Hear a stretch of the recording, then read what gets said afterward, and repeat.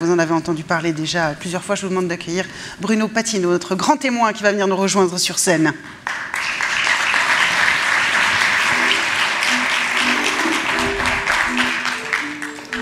Bonjour Bruno. Ça va? Oui. Installez-vous, rouge, blanc, qu'est-ce que vous préférez? Blanc, allez.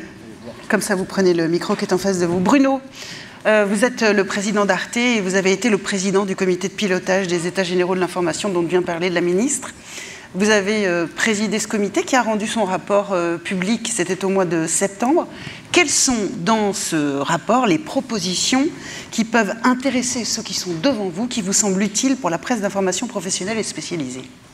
Alors oui, juste parce que je suis très sensible aux mots de la ministre, évidemment, mais rappelez quand même que les États généraux de l'information, ça a été un mécanisme collectif. Donc beaucoup de monde, et beaucoup de monde dans cette salle d'ailleurs, a contribué à cette réflexion, et je pense que c'est absolument nécessaire de dire que c'est des contributions multiples en fait. Voilà. Donc toujours, oui, mais tout seul on ne fait pas grand-chose. Tout seul on ne fait rien, et surtout là, je pense que dans les groupes de travail, la collectivité, le fait que ces groupes de travail justement rassemblaient des gens professionnellement différents, avec des métiers différents, des familles de presse différentes, des éditeurs de presse professionnelle, d'audiovisuel, de médias d'information, des journalistes, des non-journalistes, des universitaires ou autres. Je pense que ça a permis effectivement d'avoir une réflexion, j'allais dire, qui à la fois dont la seule légitimité est la qualité de cette réflexion-là. Donc je vais répondre évidemment sur ça.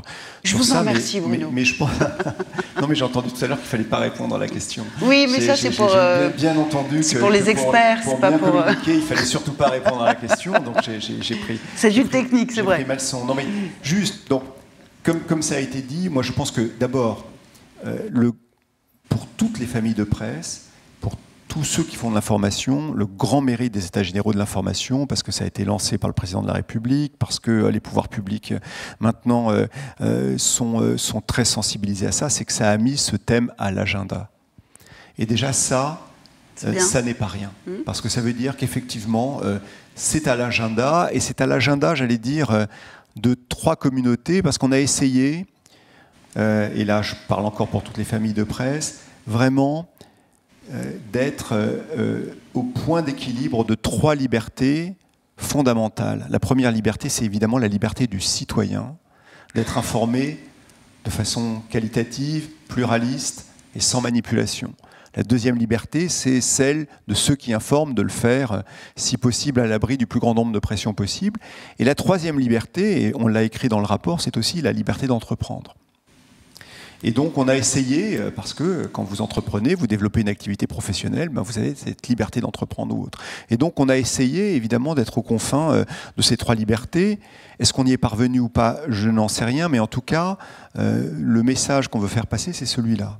Alors après, on a essayé aussi de regarder, moi j'aime bien les mots un peu valises, donc on s'est dit qu'on allait essayer d'attaquer, si j'ose dire, 4 grands problèmes pour l'information, qui sont sa marginalisation. Donc, dans le torrent de messages, d'images et autres auxquels on est confronté, l'information a une part de plus en plus petite, congrue. Marginalisation. Deuxièmement, de temps en temps, décrédibilisation. Donc on sait qu'on a des actions extérieures souvent, intérieures parfois, qui attaquent vraiment ce socle de confiance. La troisième chose, c'est les outils de polarisation, des outils qui amplifient et accélèrent les mécanismes de polarisation. Et la quatrième chose, et peut-être le principal, c'est sa paupérisation relative. Paupérisation à la fois des entreprises qui font de l'information et paupérisation de ceux dont l'information est le métier, à savoir les journalistes. Alors, qu'est-ce qui peut intéresser la presse? Tout. Là, dans ce que vous venez de dire, les 4 critères intéressent la presse d'information. Mais si j'avais à mettre en exergue... Le plus intéressant. Le plus intéressant. D'abord, il y a une clé de voûte qu'on a mise à la fin et qui a été mentionnée à la fois par la ministre et par Monsieur le Président et qui est très importante, c'est la labellisation. La labellisation, parce qu'elle est au moins au rendez-vous de 2 choses importantes. C'est, 1, permettre aux citoyens de distinguer, donc de faire preuve de discernement. Donc c'est envoyer d'une certaine façon un signal ou un label de confiance aux citoyens. Qui me parle. Voilà, qui me parle. ce label-là me garantit quelque chose. Et la deuxième chose, parce que c'est un gage d'efficacité des politiques publiques, ça a été dit là par rapport aux droits voisins, c'est-à-dire que quand vous labellisez, pour les politiques publiques, pour les politiques de soutien aussi, on peut distinguer. Et donc on peut être plus efficace dans les actions qu'on prend. Et donc cette labellisation que nous on suggère, parce que c'est pas nous qui faisons la loi, et encore une fois, la ministre n'est plus là, mais je lui transmets vraiment tous les remerciements pour les paroles qu'elle a données de la part de l'ensemble des participants. Cette labellisation, pour nous, elle doit être volontaire et plurielle.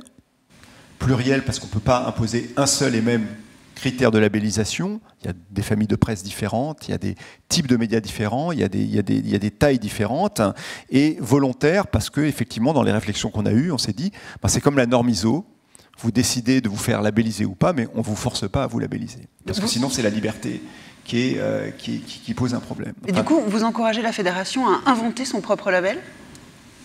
Je ne rentrerai pas dans ce détail. Nous, ce qu'on a dit, c'est... Non, parce que je ne suis pas légitime pour le faire. Ce que je dis juste, c'est qu'on pousse, ça a été dit en toutes lettres, effectivement, une labellisation, plusieurs labels possibles.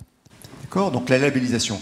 La deuxième chose, et ça a été dit évidemment, au travers de cette paupérisation, c'est le rééquilibrage des forces avec les plateformes. Ça, c'est absolument fondamental. Ça l'est. Il y a Sébastien Soriano qui est dans la salle là. Tout à l'heure, je l'ai vu. Il pilotait le groupe de travail 1 qui a été très actif sur ça. Là, ça se passe souvent au niveau européen, des MA, des SA ou autres. Ça se passe aussi chez nous. Mais là, très clairement, on a une politique à l'égard des plateformes qui est celle d'un rééquilibrage.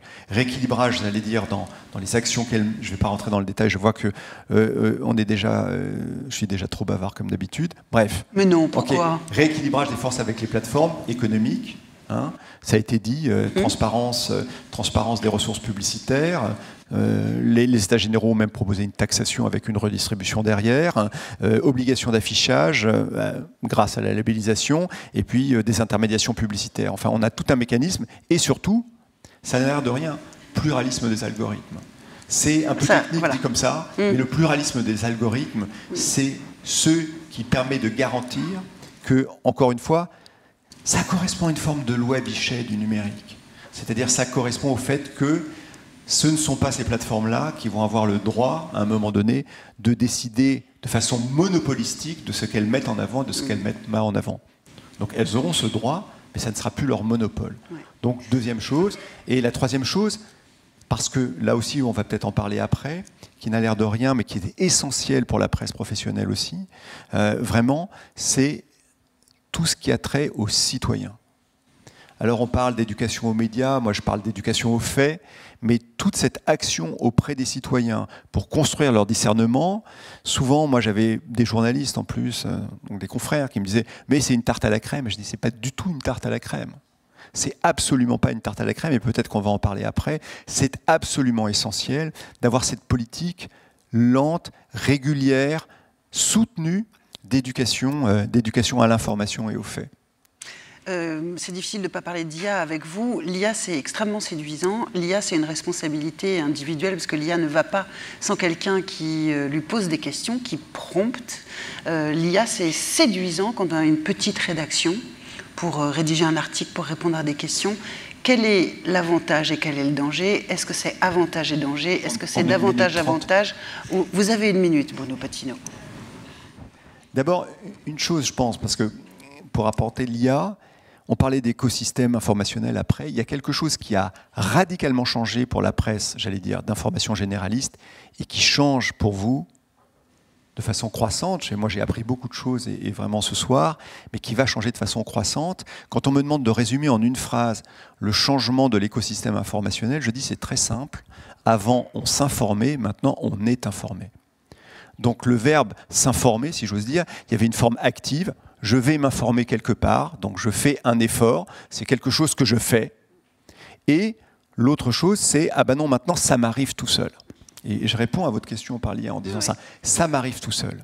Et ça m'arrive tout seul, si là aussi, je vais essayer d'aller très vite, si j'essaye de diviser, j'allais dire, les 3 étapes de la révolution numérique qu'on a connue depuis maintenant 25 ans, vous avez eu le moment où tous nos contenus sont devenus des fichiers, c'est l'ère de l'accès général.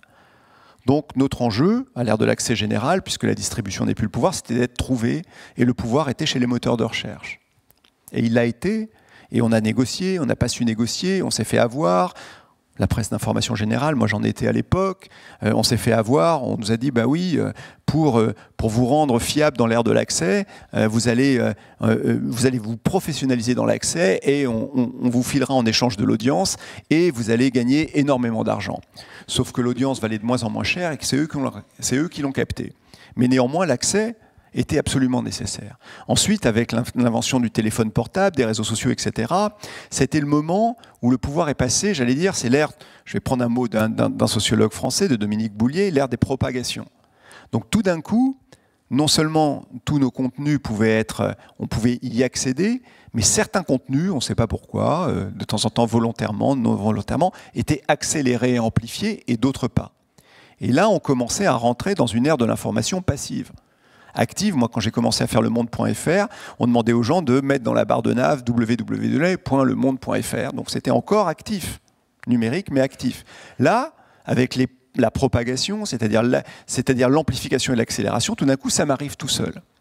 Et là le pouvoir est passé évidemment, donc dans les réseaux sociaux ou autres, à ceux qui avaient la capacité de propager. Et là évidemment, pareil, captation de l'outil publicitaire, captation de la propagation, mais il y a autre chose qui est arrivée, et je réponds toujours à l'IA, c'est qu'on n'a pas perçu tout de suite que les réseaux sociaux, en dehors de tout ce qui a été dit, je ne vais pas réécrire, y compris redire tout ce qui a été écrit, les réseaux sociaux, c'est aussi l'arrivée d'un écosystème informationnel sans contexte, puisque le réseau social mélange tout. Mélange tous les contextes d'utilisation et tous les types de contenus. Donc c'est ce qu'on appelle la loi de Pau. Mais vous savez, il y a cet échange que j'adore quand on dit c'est quoi l'échange paroxystique sur Twitter. Vous avez quelqu'un qui à un moment donné tweet en disant je me demande vraiment à quoi sert Jésus. Et vous avez Christine Boutin qui qui insulte la personne en lui disant Jésus est venu là pour nous sauver. Et le gars lui répond je parlais du joueur de Manchester ou d'Arsenal ou je ne sais plus qui s'appelle Jésus. Et ça, c'est typiquement, c'est évidemment très drôle, mais ça dit la fin du contexte. Je ne sais pas quel est le contexte de ce que tu amplifies. Ce n'est pas le cas avec la presse spécialisée, qui est toujours dans son contexte. Non, mais quand elle est sur les réseaux, elle est comme Arte, comme d'autres, elle est dans un contexte où tout se mélange. Et donc là, le pouvoir est passé au sein de la propagation. Ce qui arrive maintenant avec l'IA, et là je réponds enfin après 12 minutes, c'est l'ère de l'imbrication. C'est-à-dire, c'est le moment où il va y avoir évidemment une imbrication homme-machine, il va y avoir une imbrication entre le réel et le fictionnel, mais c'est surtout sur le moment où il y a tellement, parce que l'IA est d'abord un outil de productivité, vous l'avez dit, il y a tellement de contenu, tellement de choses, qu'on va déléguer à un moment donné notre relation au contenu. Et croyez-moi, quand vous êtes, non pas dans la presse spécialisée, mais dans l'audiovisuel, déjà, et que vous vous dites, d'accord, quand, Netflix, ils ont 41 000 contenus, moi j'ai 8 000 contenus, comment les gens font leur choix. Ensuite, moi j'ai des chaînes YouTube. Sur YouTube, il faut 30 000 ans pour voir les nouveautés poussées sur YouTube en un an. Comment je suis choisi? Comment je suis découvert? Et c'est là, on arrive à un moment donné fondamental dans l'IA, vous avez 3 impacts pour nous et pour vous. En dehors de tous les outils de productivité que j'ai entendus. Le premier impact, me semble-t-il, c'est que l'IA va être la personne qui va nous faire découvrir ou va nous faire choisir. Je suis fatigué ce soir, qu'est-ce qui s'est passé dans le monde? Dis-le-moi s'il te plaît, l'IA. Pousse-moi un film, pousse-moi ma presse spécialisée, est-ce que tu peux me dire ce qui se passe dans mon domaine, etc. Et donc, comment faire en sorte que l'IA me découvre? Ça veut dire qu'à un moment donné, ma politique de data me pousse à être vu par l'IA, et surtout, je vais retrouver le dilemme féroce, c'est si l'IA ne me scanne pas, si elle ne s'entraîne pas sur moi, elle ne sait pas que j'existe, mais en même temps, elle peut me demander à le faire sans respecter mes droits et le partage des recettes, enfin le partage de la valeur dont on a parlé. Et c'est là où les pouvoirs publics doivent intervenir. Mais le deuxième point, en dehors de l'IA, à qui on va déléguer notre choix, et si certains d'entre vous vont aux États-Unis, regardez ce que fait WhatsApp aux États-Unis, parce qu'ils n'ont pas le droit de le faire en Europe. Le chatbot qui vous permet, le chatbot culturel, le chatbot divertissement, le chatbot santé, le chatbot transport, à qui vous demandez à chaque fois de vous piloter dans votre vie quotidienne, Ça se fait. La deuxième chose que va faire l'IA, évidemment, c'est qu'il va produire vos propres contenus. Alors, ça va commencer par l'information générale, qu'est-ce qui s'est passé dans le monde, mais mettons que je suis avocat, quelles sont les 3 ou 4 informations que je dois savoir aujourd'hui dans le domaine du droit. Et donc, c'est là où je finis presque. Nous allons, parce qu'on a beaucoup parlé de droit voisin, mais il faut bien voir que pour ne pas rater le coche du modèle économique, il faut passer d'un droit voisin qui est en fait un droit dérivé du droit d'auteur. On gagne sa vie parce qu'on est exposé à un moment donné et on est consulté, à un droit qui va être un droit contributif. Je gagne ma vie parce qu'à un moment donné, mes contenus ont contribué à ce que l'IA crée quelque chose. Et ce contenu contributif, nous ne pourrons, me semble-t-il, le défendre qu'avec un système collectif de licences qu'on peut appeler légales, collectives, mais vraiment, je ne crois pas qu'il soit possible pour quiconque de jouer seul dans cette cour-là du modèle contributif. Vous pouvez faire des accords à un moment donné, un acteur par pays, etc. Mais pour faire rentrer, y compris grâce au pouvoir public, le modèle contributif, vous avez ce besoin absolu. Il est 28, vous devez partir à 30, mais je vous pose quand même la question. Lisez-vous un titre de presse d'information spécialisée? Oui, plus d'un, évidemment. Lesquels? Alors, lesquels? Bon, évidemment, je pourrais citer la famille habituelle, Écran Total, Stratégie, CB News, etc. Mais j'ai mes deux bibles du jour. Ça va me permettre d'envoyer un petit message amical ici. Alors, j'en ai une américaine qui s'appelle Platformer, écrite par Casey Newton, très chère, extraordinaire. Et l'autre, que je lis en 2 temps, parce que le matin, à 6h du matin, 6h26 en général, ça arrive, il y a la correspondance de la presse qui arrive sur mon téléphone portable. Mais on va dire que la foi de Laurent Bérard-Kellin est tellement forte dans le papier qu'il a fait en sorte que pour que j'ai vraiment plaisir à la lire, j'attends d'être à mon bureau où je consulte la copie papier de la correspondance de la presse, qui est une lecture non seulement indispensable, mais en même temps très plaisante. Bien joué, Bruno. Bien joué. Merci beaucoup d'avoir été avec nous ce soir. Merci.